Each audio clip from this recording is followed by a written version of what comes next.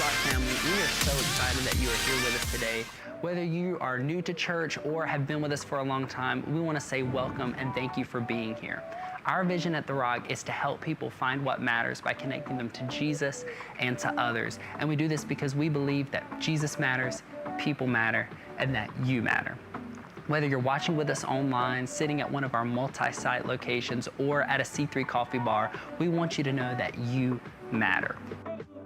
As we get ready to start service here in a few minutes, we want you to know that the most important thing you can do today is to get connected. So if you're watching online, go ahead and click the link in the description to learn about ways you can get connected. And if you're already connected, make sure to hit the share button so you can begin helping others find what matters.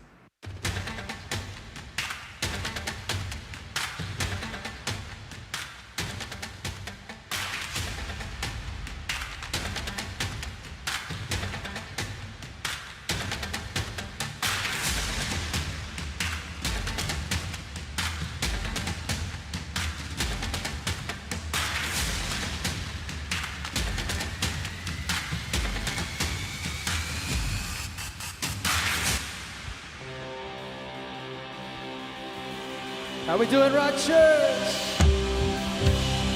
Let's celebrate these baptisms together.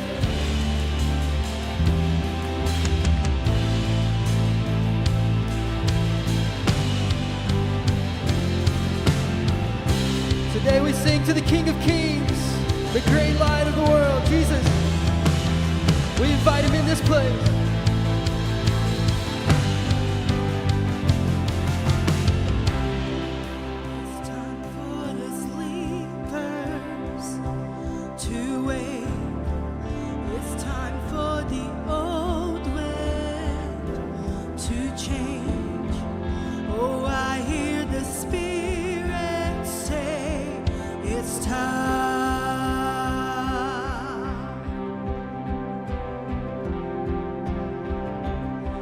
It's time for the dead man to rise. It's time for the great light to shine. Oh, I hear the Spirit say, it's time.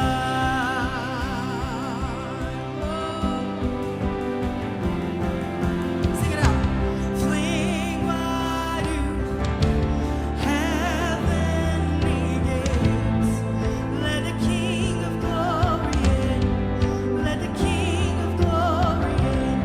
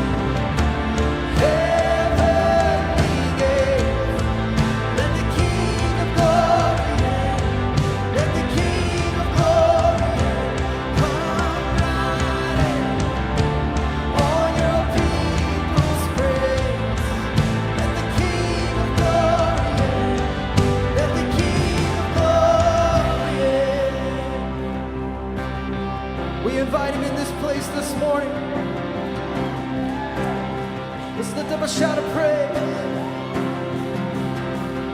So open up the windows, let the light in. Open up the windows, let the light in. Open up the windows, let the light in. Let the light in. Let the light in. Open up the windows, let the light in. Open up the windows, let the light in. Open up the windows, let the light in. Let the light in. Let's sing it out. Open up the windows, let the light in. Open up the windows, let the light in. Open up the windows, let the light in. Let the light in. Let the light in. Open up the windows, let the light in. Open up the windows, let the light in. Open up the windows, let the light in. Let the light in. Let the light in. Open up the windows, let the light in. Open up the windows, let the light in. Open up the windows, let the light in. Let the light in. Freedom wide, heavenly gate. Let the King of glory in. Let the King of glory in. Come riding on your people's praise. Let the King of glory in. Let the King of glory in. Freedom riding, heavenly gate. Let the King of glory in.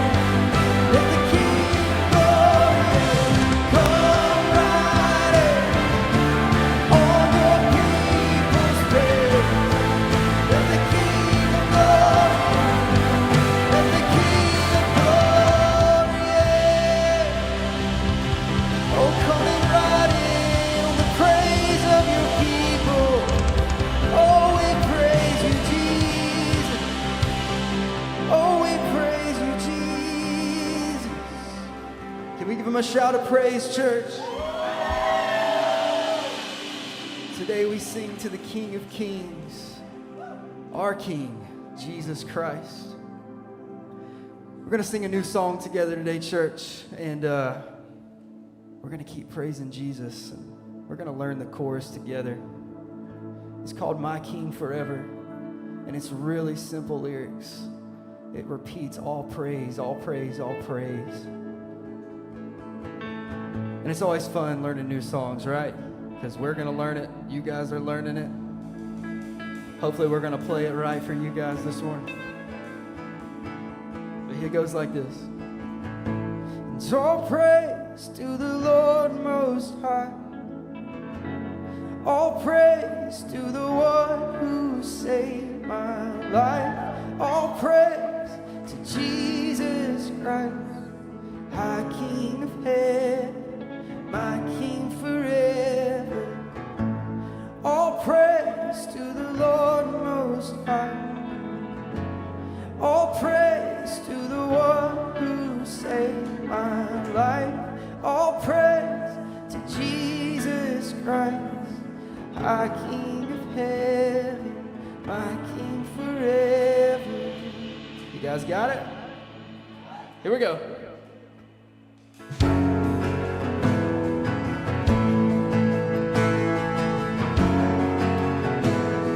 You gave your life for mine. Nailed to the cross, you crucified all my sin and shame. It was washed by your mercy. You are the treasure I find, my reason for living. So let my life become an offering to the one who is worthy. All right, you guys know it. Let's sing it. All praise to the Lord Most High. All praise to the one who saved my life. All praise to Jesus.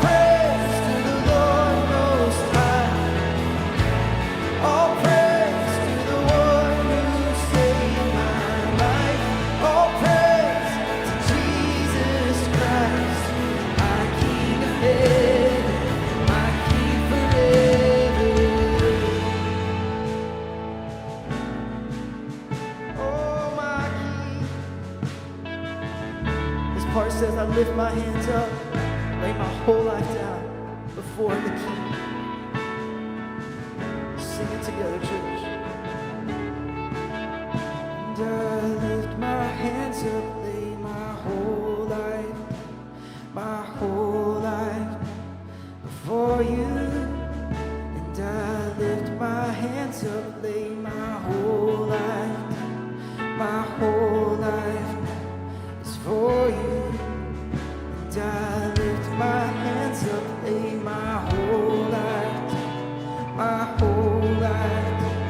before you. And I lift my hands up, lay my whole life down is for you. And I lift my hands up, lay my whole life down before you. And I lift my hands up, lay my whole life down is for you. All praise to the Lord Most High. All praise to the one who saved my life. All praise to Jesus Christ, my King of heaven, my King forever. All praise to the Lord Most High. All praise to the one who saved my life. All praise to Jesus Christ, my King of heaven. So I lift my hands up, lay my whole life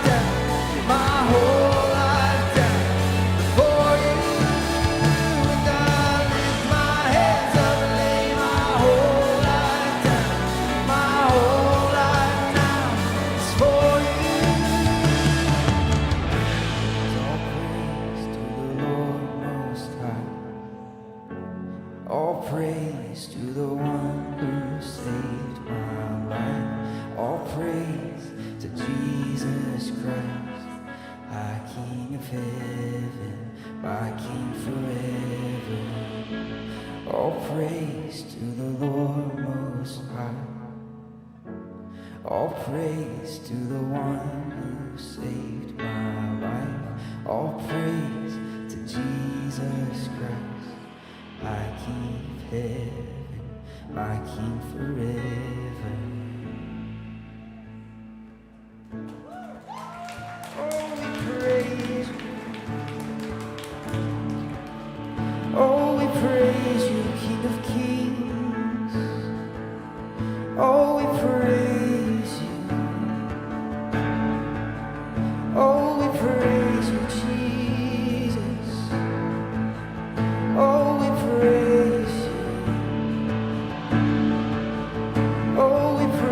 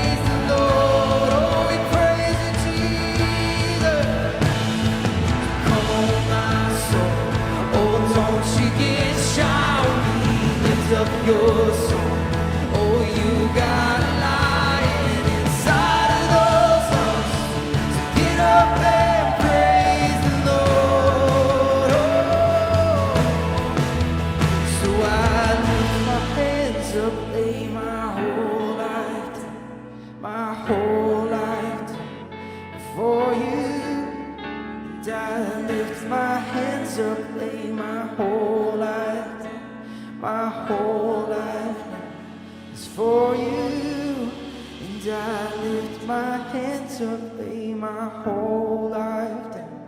My whole life now before you. And I lift my hands up, lay my whole life down. My whole life now is for you. And all praise to the Lord Most High. All praise to the one who saved my life.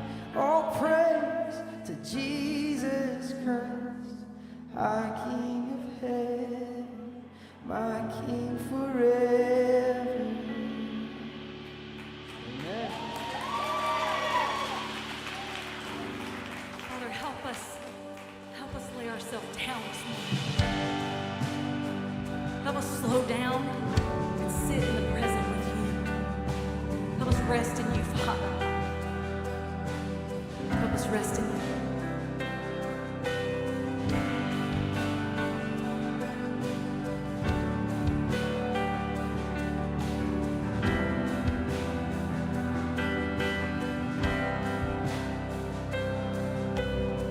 Slow down, take time, breathe in, easy. Need reveal words to come. The thoughts in his mind always higher than mine. He'd reveal all to come.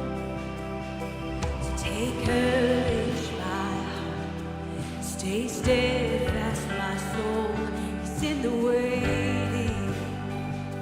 He's in the waiting. And hold on to your hope as your triumph unfolds. It's never fading. It's never fading.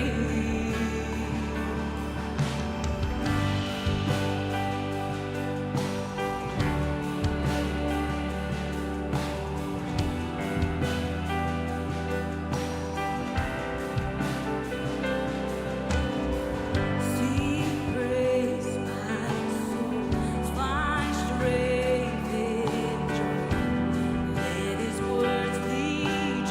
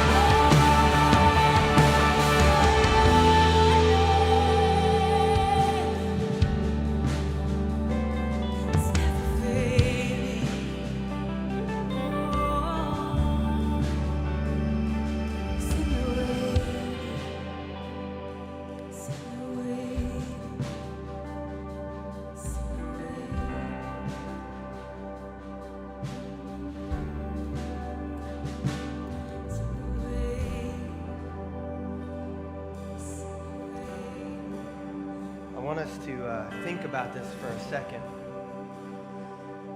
Because we're not very good at waiting, are we? Like, we want it now. We want it now. We want it now. We want God to show up, show up, show up, fix, fix, fix. And sometimes what we have to do is pause and wait. Right? Last week we talked about it a lot. We said we got to pause. And as you pause, you wait. And what I want us to do right now is I want us to pause and I want us to wait. And be present and see what the Lord might have for us. I'm going to talk for about 25 minutes or so. You're welcome to sit down if you desire. And you're like, I'm waiting until you tell me to sit down. I will let you know you don't have to wait for me to tell you to sit down or to stand up ever. That as a church, you do what you need to do there. But anyway, that I want us to talk about this idea of pausing. I want us to talk about this idea of waiting. That we launched a new series last week that we said that we need to unhurry our life. That we're in the unhurried life is what we're trying to figure out, because most of us are running through life in a hurry. We're busy, and busy is kind of natural. It's going to happen, but hurry is something that we can stop. That we can hit a point in our life where we go, I'm going to unhurry my life. And we said that the way to do that is to first simply pause. That we've got to pause, that we have to be willing to say, I'm going to pause and I'm going to wait on the Lord right now. As I pause, I'm going to get to know the Lord. And again, what we said was, as you get to know the Lord, that will unhurry your life. That as you get to know the Lord, it will naturally unhurry your life. But we also said this, to unhurry your life, you have to get to know the Lord. Because it's some spiritual disciplines that we put into our life that as I'm getting to know the Lord, it means I'm going to pause. And that's going to naturally unhurry my life. All right? But it's more than just pause. I said you have to pause, but I want to add to that now. That pause is the first step. It's kind of the underlying. But I want to add to that and say, when you pause, you have to be present. And how many of y'all would admit that you have a difficult time just being present in life? Like a couple of y'all. All right, I'm going to probably prove most of us in this room wrong, because only a few of you said you have a difficult time being present. And here's what that means. Either that you're like, oh, I wasn't paying attention, thus you weren't present, or you're like, well, I think I'm present, but what does it actually mean to be present? Being present doesn't mean to just physically be someplace. I actually looked up some different definitions of what it really means to be present, and this was one of them, and I really liked the way this person said it, is they said, being present means being fully conscious of the moment and free from the noise of internal dialogue. Now, again, how many of y'all have a problem being present? Right? Because if that's the definition, I struggle, because there's many times in my life that I'm not fully conscious. I might be someplace, and you might be talking, but I'm not listening. I mean, not that I would ever do that. Right?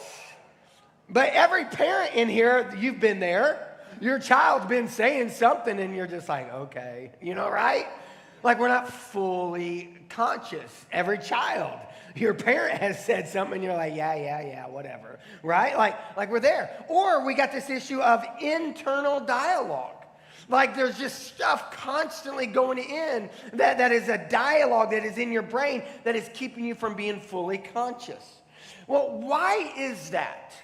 Why is it that we're not, if I could say it this way, fully conscious of the moment? Or why is it that we have internal dialogue going on? Well, I'll give you a couple reasons why. One, it's the phone. The phone has caused many of us to not be fully conscious. Like think about how the phone has changed over the course of time. Anybody in here own a bag phone? Did a couple of y'all did? Okay. Like I didn't. I saw them. I never owned one. But my first mobile phone was the Nokia. It had a little flip, was gray, black antenna. You got me, Jenkins family? Like, you know what I'm saying? Like, some of y'all had that phone. And I remember when I got that phone, like, I had some students in my youth group go, dude, what is that? I'm like, it's a phone. And they're like, no way. I'm like, yeah. And they're like, let me see it. I'm like, nope. And they're like, why not? I said, I get 40 minutes a month. That's it. Like we're going to be careful, all right? You know what I mean? And then we went from that Nokia flip phone to the Razor.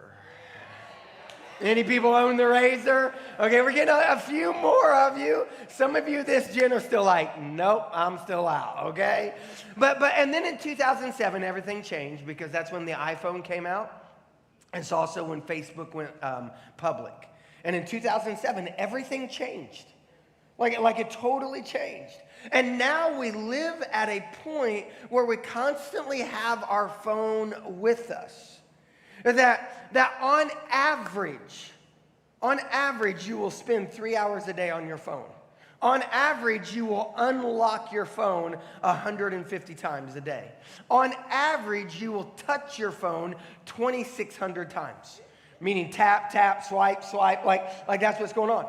Like, I looked at some of the statistics. Let me show you some of them. And I know you won't be able to read them all because of the little print, but let me read it for you. It says this, that 80% of Americans say they check their phones within the first 10 minutes of waking up. 83% of Americans feel uneasy leaving their phone at home. Right? Like, you've been there? Like, you pulled out of the driveway and you're heading off to school or to work. You're like, whoa. Forgot my phone, you'll turn around and go back. Now, if you forget your wallet, you're like, I don't care, somebody will buy me lunch, all right? But my phone, I can't go without my phone, right? Like 83%. 40% of us look at our phone while we're driving. Shame on us. 48% of people, I said the us. Did you catch that? Like only a few of y'all caught that because you are fully present, okay? But anyway, all right, so here we go. 48% consider themselves addicted to their phones. 52% say they have never gone longer than 24 hours without their cell phone. All right, look at the other side. That 54% of people say they panic. I love this one. They panic when their cell phone gets under 20% of battery, right? Like you feel that. You're just like, what's going to happen? If it goes out, I'll be in trouble, right? Like 67% of people have texted someone in the same room as them, right? Which I find interesting because the one right above it, 47% of people look at their phone while on a date. Is that because the date's not going well? You know what I mean? Like, or is it like, I don't know what to talk about? Like, I wonder if by chance that if it is almost to this point, that it's more like, how do I say it? You're texting the person you're on the date with. What do we talk about? You know what I'm saying? But anyway, let me go back to this, all right? It reads like this. All right, so here we go, real quick. 70% of people use their phone while on the toilets. Like when that happens, like that phone is immediately flagged, right? There's a little Seinfeld reference for you. I actually thought that percentage would actually be higher. Honestly. But last two, 62% of people sleep with their phone at night, and 43% say their phone is their most valuable possession. That's where we're at And when I say we, let's just admit it, it's we. These aren't stats of people someplace else. You could probably look at that list and go, yep, that's me. Which means we're not fully present. And that's what it really comes down to. If that's the case, it just means that we're not fully present.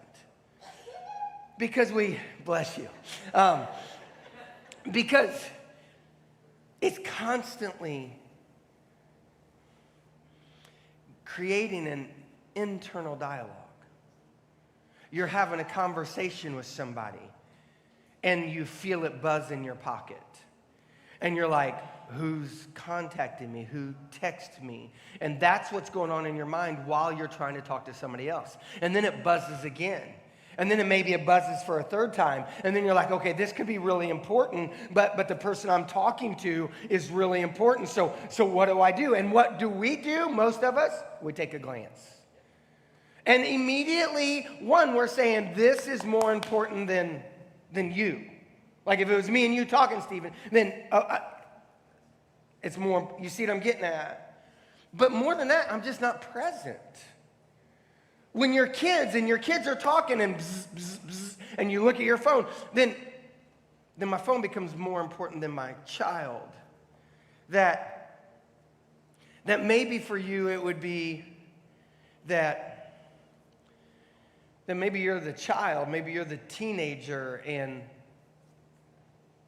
yeah, Mom, I'm not present. If we're going to unhurry our life, we have to pause and we have to be present. Now, it's not just the phone. It's also social media, right? Like the average person will spend 5 years of their life on social media.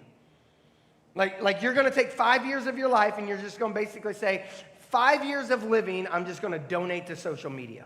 Like that sounds crazy, but that's the reality. And then you mix social media and your phone, because that's typically where we're looking at it with, and anxiety and depression and mental illness attacks. Interesting thing, in 2012 was the first year that the amount of smartphones people owned went above 50%. Here's what I mean. That in 2011, the majority of people who had phones had flip phones and things of that nature. But in 2012, for those who owned phones, more than 50% of them were smartphones. At the exact same time in 2012, we see anxiety, depression, and suicide skyrocket. The stats don't lie. That it affects us. Then you got the television. Television affects us. It causes us to not be present. And guys, I'm not against technology. I'm actually in favor of technology. That there are people you are online with us today because of technology. Like, I'm in favor of it. Yet, technology can do some harm if we're not careful. So here's the challenge of today. Be present. Pause and be present. How do we do that? In a world where we have digital disruption, in a world where we have everything happening all around us, how do we do it? Well, what I'm going to do is I'm going to turn to Scripture, and I'm going to give you a way. And this is a way to be present for those of you who work, and when you're bringing your work home at night and it's causing you not to be present. For students, and you got all kinds of to-do lists in your head. For those of us dealing with digital disruption, you can take all of these thoughts and everything else in life, and I think we can use this method that will help us to be more present. And the first thing I'll say is this: if you want to pause and then be present, forget the past. That we got to start with forgetting the past. This comes from the Apostle Paul. He said this, and it's Philippians chapter 3. And let me Let me give the backstory just a little bit in case you weren't here with us last week. Last week, he said that he simply wants to know Christ. And we said, if you start to get to know Christ, you'll adopt the lifestyle of Christ, and you'll bring some of these disciplines into your life, like pausing and like being present, all right? And then you'll continue down this road. Well, so here's what Paul says, is he says, I want to know Christ. And then this is the very next verse. He says, I don't mean to say that I have already achieved these things or that I have already reached perfection. But I press on to possess the perfection for which Christ first possessed me. Now, that's just a little bit of a tongue twister, okay? But let's make sure we understand what he's saying. He says, but I press on to possess the perfection, to possess the life that he has for me. That he possessed me, that he came into my life, and he's got a life designed for me, so I'm going to press towards it. And the way I press towards it is what he says next. He says, no, dear brothers and sisters, I have not achieved it, but I focus on this one thing, forgetting the past and looking forward to the future, looking forward to what lies ahead. Let's just start right here with this idea that Paul said you have to forget the past. Now, when Paul was saying that, he was saying it from this angle that he had killed Christians, that he did not believe in Jesus, that there was a part of his life where he lived outside of a knowledge of Christ, where he thought Jesus was a fake. And then one day, Jesus got a hold of him, kind of came alongside of him and said, Saul, why are you persecuting me? Saul gave his life over to Christ, and then he started following Christ. So it'd be real easy for Paul to spend all of his days going, I can't believe that I denied Jesus. I can't believe that I used to kill Christians. I can't believe I did this and I did that. And if that's what he would have focused on, it would have kept him from living in the present. Right? Yet we do the very same thing. Maybe we don't think about what we've done against Christ in the way of hurting Christians. Maybe that is what it is. But probably a lot of us, we think about our past in many different ways that keep us from living in the present. And that we might think about our past about some bad decisions that we've made. We might think about our past and, man, I sinned, I messed up, I went against God, and I did this. And then all of a sudden the guilt, and maybe you allow shame into your life, and you allow yourself just to focus on all of that in the past, which is keeping you from the present. It could be something you did against somebody else. Maybe it's not sin against God, but maybe it's the way you hurt somebody else. And so you spend time dealing with that and thinking about it, and it's causing you not to live in the present. Maybe you see that person that you've hurt, and your mind immediately goes to the past and what you did. Or maybe somebody hurt you. And every time you see them, you think about the past, so you can't live in the present. Or maybe it's even as simple as just my life to-do list. That you come home from work and you got 5 or 6 things in your brain because you didn't get them done while you're at the office, and you sit down to eat dinner with the family, and all you're doing is thinking about earlier that day, the things of the past. Or maybe you're a student and you've got things that you dealt with at school or on campus, and you're trying to hang out with some people, but all you're doing is thinking about the past. How do we stop thinking about the past? Paul says, forget it. Is it possible to forget as humans? I think many of us would say no. Like it's pretty impossible. You know what I mean? Like as a human, we're not wired like God. God can forget. You know, it says that he does, that he throws it away. But as humans, we remember, don't we? So what does it mean that Paul said forget? How do we forget? Let me share some systems. If you want to forget the past, what I would really say is you got to file it. Rather than letting it swim around in your head, you got to figure out a way to file it. And the way you do that is first you got to recognize whatever it is. If it's something you did against God, if it's something you did against somebody else, even if it's just a to-do list, you got to recognize it. You got to say, this is something that is going on that I have, that I keep thinking about, that happened earlier today, and I got to recognize it. In the recovery world, we call this doing an inventory. That I've got to recognize some things in my life. And then when I recognize it, then I deal with it. See, I think too many times we're good at recognizing, we're really bad at dealing with it. Am I right? You know what I mean? Like we'll recognize, yeah, that really affected me, but then I don't deal anything with it. Recognize the past and then deal with it. If you've done something that you know is a sin against God, deal with it. Tell God you're sorry. Repent of it. If you've done something against somebody else, deal with it. Go to them and tell them you're sorry. If somebody else has done something to you, deal with it. Go to them and say that this has hurt me. This has affected me, and I want to get reconciliation over it. And I know you might say, well, they don't want reconciliation. Well, your job is not to do their job. Your job, my job, is to do our job. And to do what we can in that situation. So do your part. And here's why.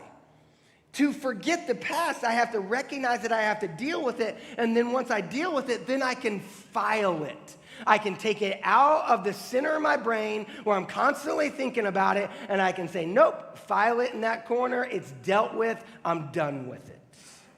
I have to forget the past so that I can live in the present.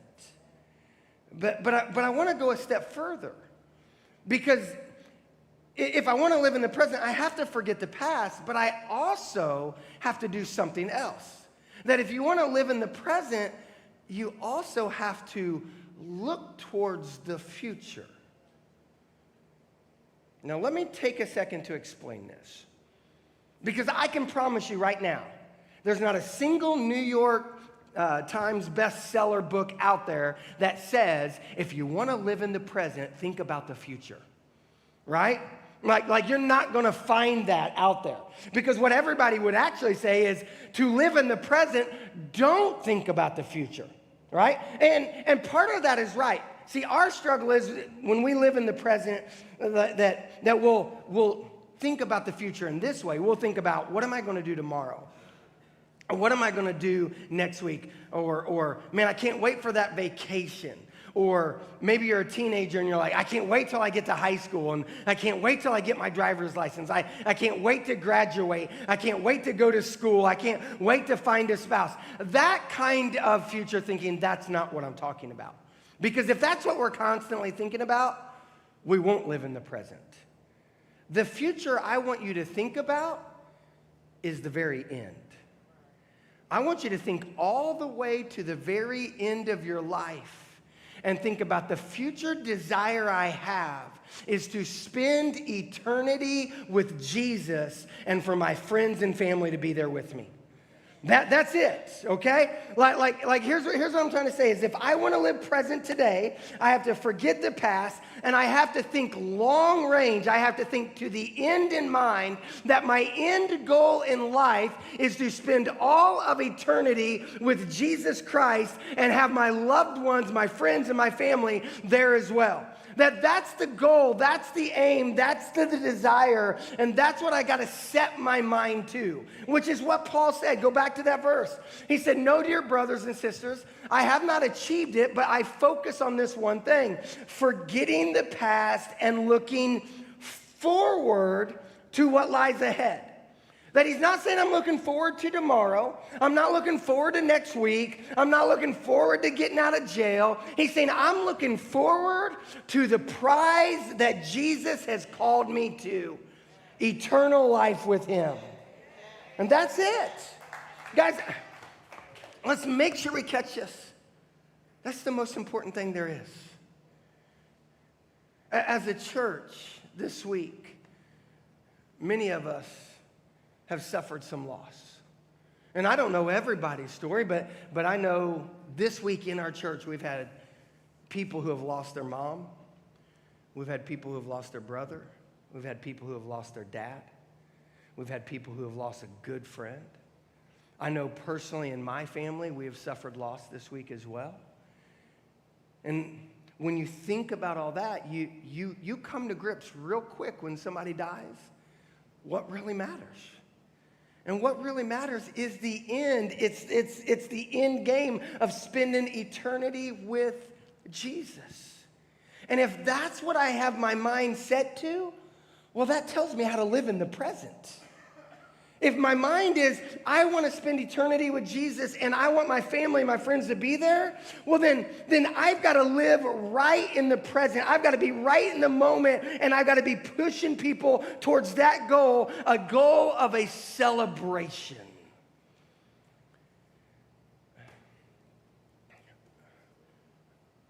Friday night, there was an interesting thing that happened in the sports world. I don't know if anybody are baseball fans here, but Albert Pujols hit his 700th home run. And that's a big deal in the baseball world, okay? Now, it's still just baseball, but in the baseball world, that's a really big deal. And everybody was like looking forward to it, wondering if it was going to happen. I've actually got a friend. He's a guy who leads a conference that I go to once a year. I'll actually be with him tomorrow in Orlando. And he was at the game. And he was there with two other pastors, and he was actually sitting in box seats right by the dugout. And it's pretty cool because when Albert came up to bat, this was where he was sitting. And this is the video that he took of the moment. Shepherd Church in Porter Ranch. Feel the vibes, baby.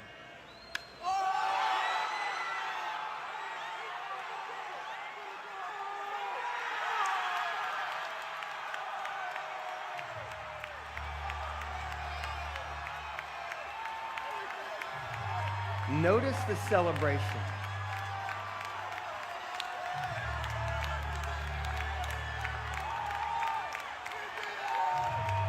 If you don't know, right now he's going to the backstop to greet his best friend, Beltran, who's also from the Dominican.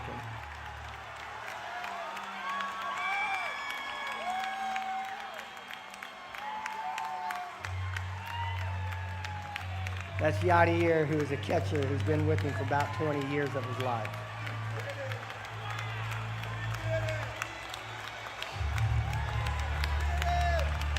It's just baseball, right? But it gives us just a little bit of a view. See, Albert for 22 years has been pushing towards a goal. And in his career, he happened to hit this point where, like, you might be able to achieve something that nobody else is, or not nobody, but most people don't ever achieve. And last year, he was ready to hang it up. But he got re-energized. He's like, no, I got one more year in me. And he came back, and he went back to St. Louis, kind of where it all started. The interesting thing is the home run was hit in L.A., which is where he was last year. It's where his family lives. So his whole family got to be at that ball game and watch him achieve an incredible goal. How do we take this idea? How do we take this idea of going, at the end, I'm looking for that kind of celebration. At the end, I'm looking for crossing home plate and people slapping high fives and people hugging me and people saying, you've done it. And then the people I'm hugging are people that I love and that I care about. Guys, that's what matters. And if that's the case, then here's what we got to do. If we have that mindset in view for the future, then live today in the present by pressing on. Press on to reach the end of the race and receive the heavenly prize for which God, through Christ Jesus, is calling us. Another translation says this way: run straight toward the goal to win the prize of God's heavenly call offers in Christ Jesus. Another translation says, I pursue as my goal the prize promised by God's heavenly call in Christ Jesus. That here is the goal. The goal is heaven. So I've got to press on. I've got to run straight. I've got to pursue that in the present. And I've got to make sure the people I'm around are doing the same thing. Yeah, too many times what we do is we just miss it. Too many times we're just rushing through life, we're running through life, and we miss it. What would it look like if we slowed down, if we paused and we said, I'm going to press on. I'm going to run straight. I'm going to pursue because I want to get to heaven. And if that's my goal, well, then what I need to do is I need to pause. I need to start by pausing. It's what we shared last week, but I just got to share it again. Pause. Spend time in life pausing. I sat with people in the lobby Thursday night. Several people came up to me. Hey, this week I was pausing. I spent some time. I was walking through downtown Conway in the middle of the week, and a guy drive through in a city truck go, hey, preacher, I paused. I was like, good. We got to pause. We got to pause with ourselves so that we can just, we got to pause with God. And we got to pause with those around us. And it's difficult. I know it. Had one of our young adults talking to me Thursday night. She said, I was sitting there with my boyfriend this week, and we said, all right, let's just pause. We both heard the message, and we said, let's just pause. And we paused, and like 3 seconds in, he's like, okay, now what? No, pause. And then be present. Be present with God. Be present with Jesus. See, even right now, I know it's hard because you want to look at your phone. You want to think about what's next. No, pause for a moment and just be present with Jesus Christ. Who knows what he might have for you right now? Disruptions will come. I don't know what that noise was. Disruptions will come. So let's just, all right, deal with it. Done. File it. Be present. Because God might have a message for you this morning. So be present with him. This week's pause and be present.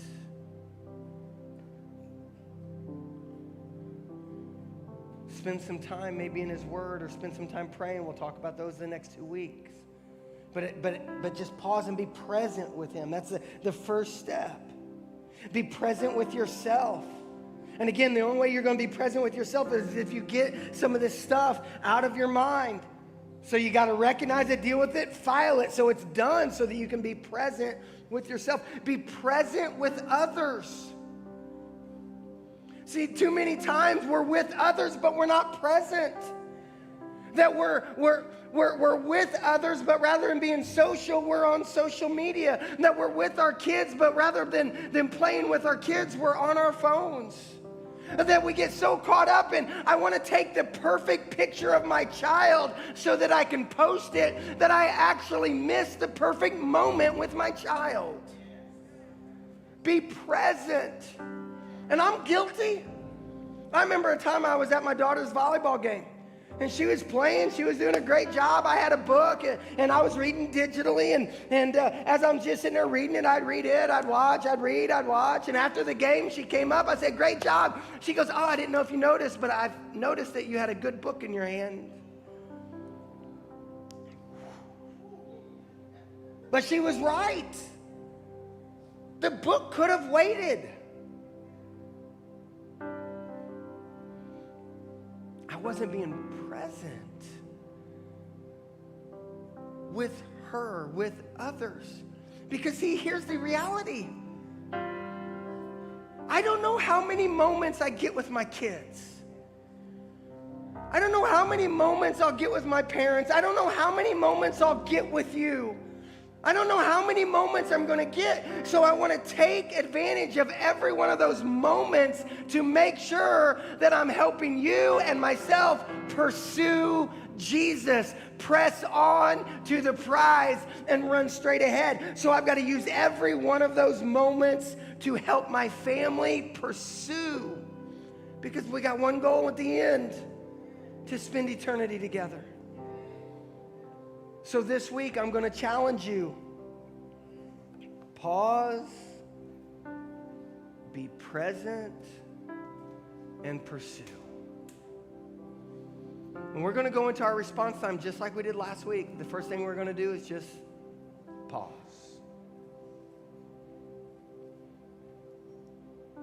Be present. And then pursue.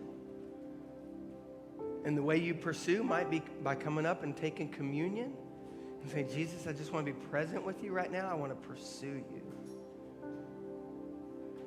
For you, it might be worshiping. It might be sitting in worship. It might be standing in worship. Whatever. Whatever helps you to be present and to pursue. For you, it might be responding to Jesus saying, I want to spend eternity with you. So I'm going to give you my past so it can be dealt with, and I'm going to pursue you in the present because I've got a goal at the end. Maybe for you, it's taking a step of baptism like one of our gentlemen is going to do here in a moment. Let's pause. Let's be present. And let's pursue. Let's just sit. Maybe bow your heads. And let's pause for a moment. And wait upon the Lord.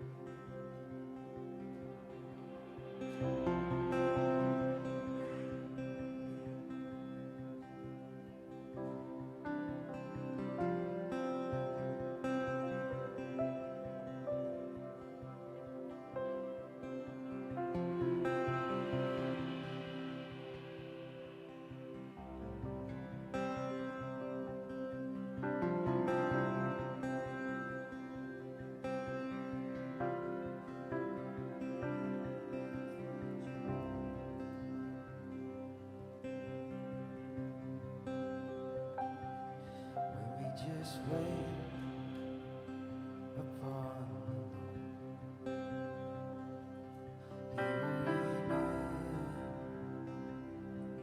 renew our strength. When we just wait upon the Lord,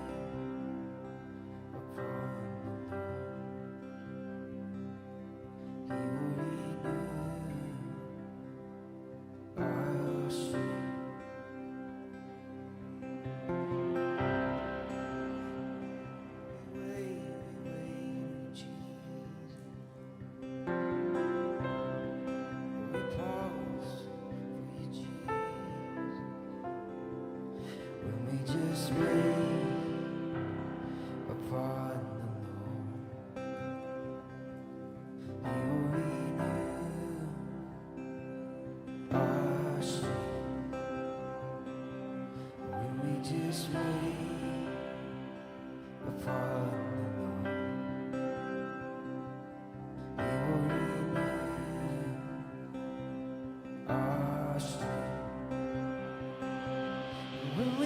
just wait upon the Lord, He will renew our strength.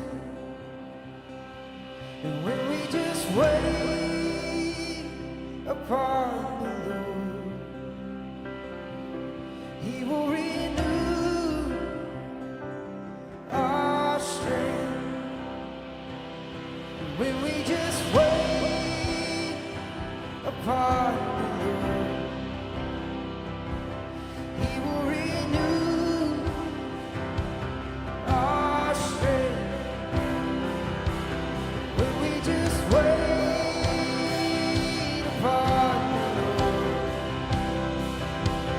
He will renew your strength. Oh, we sing, when we just wait upon the Lord, He will renew my strength. Though we wait, when we just wait upon the Lord, He will renew our strength. Though we wait, when we just wait upon the Lord, He will renew our strength. When we just wait upon the Lord, He will renew our strength. Oh, we wait for you, Jesus.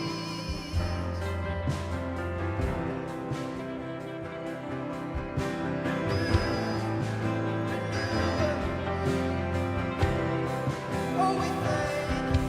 Oh, we thank you,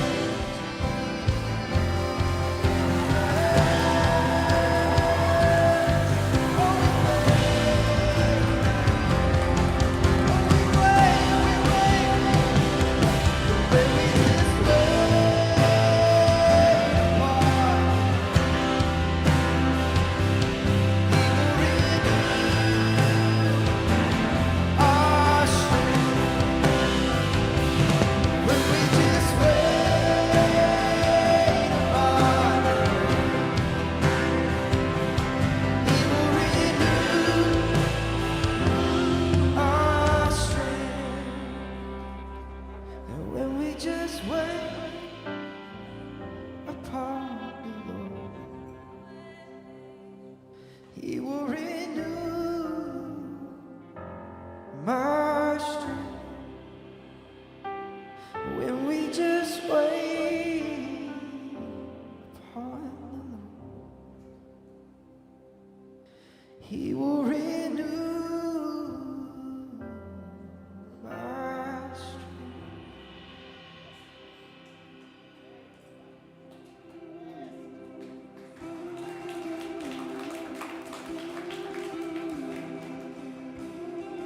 Lord, I confess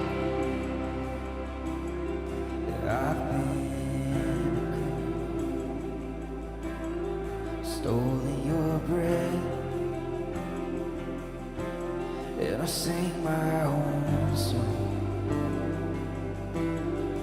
Lord, I confess that I'm far from innocent. These shackles I wear, I bought on my own.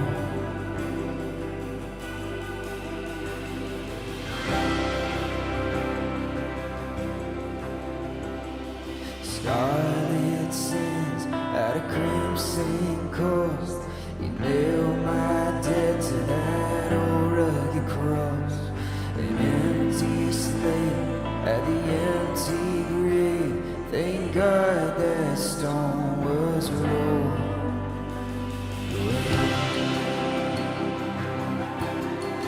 Lord, I confess that I've been prodigal. Late for your house,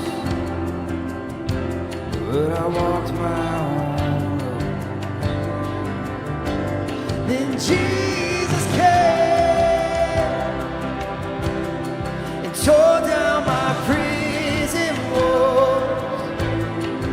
Death came to life when he called me by name. Scarlet sins had a crimson coat. You nailed my debt to that old rugged cross. Empty slave at the empty grave. Thank God that stone was rolled. Scarlet sin had a crimson coat. You nailed my debt to that old rugged cross. An empty slave at the empty grave. Thank God that stone was rolled.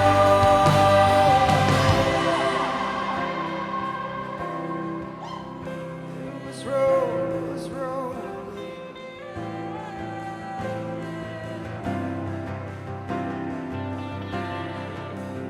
See, I see bright crimson rose.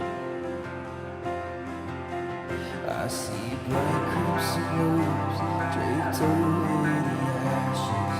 A wide open tomb where there should be a casket. And children are singing and dancing and laughing. The Father is welcoming. This is our homecoming. Roses in bloom, pushed up from the embers. The rivers of tears flow from good times remembers. Families are singing and dancing and laughing. The Father is welcoming. This is our homecoming. Heaven joins in with a glorious sound. And a great cloud of witnesses all gather round.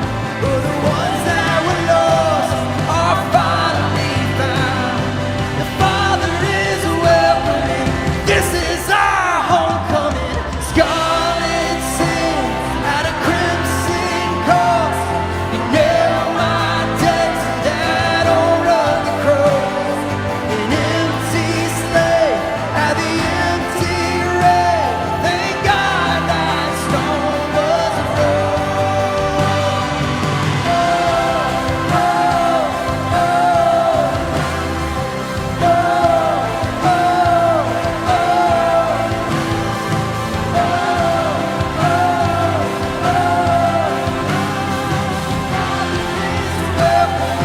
This is our homecoming.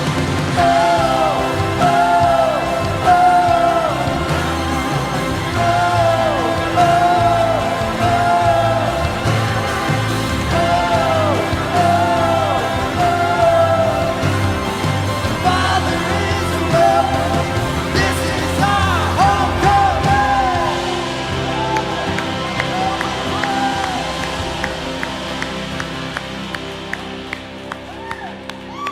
This is our homecoming. That song is all about the day that we get to come home because of what Jesus Christ did. And I pray that you have recognized that and that you will pursue that in life by being present, all right? By being present. End in mind, be present and pursue Him, all right? So one challenge I'm going to give to you this week, like I said, each week we're going to kind of give you a challenge to take home. It was pause last week and then just spend some time pausing. This week it's be present. One of the ways I want you to be present this week is I want you to pick a night that is a no technology night. That as a family, if you're going to eat dinner as a family, just say, hey, we're going to go in to eat dinner, no technology. We're going to turn the TV off. We're going to leave our phones on the side. We're just going to spend time together. Maybe you're going out as friends, all right? Go out as friends and just say, we're going to leave our phones alone for the next hour, have a no technology night. That's your challenge for the week, to be present. All right, one other thing I want to share with you is we have a thing right now called Pathway. Pathway is a small group experience that helps you find what matters, all right? And it's going great. It's happening on Thursday nights on this campus, and we're starting a new one in 2 weeks on October 5th on a Thursday night. Let me strongly encourage you. We have space for about 20 more people. I'd love to see you go to Pathway so you can find what matters by connecting with others and with Jesus, all right? Guys, I hope you've had a great week. If you need anything, stop by the New Here tent if you're new, or the Connect Corner. We love you. Spend this week being present.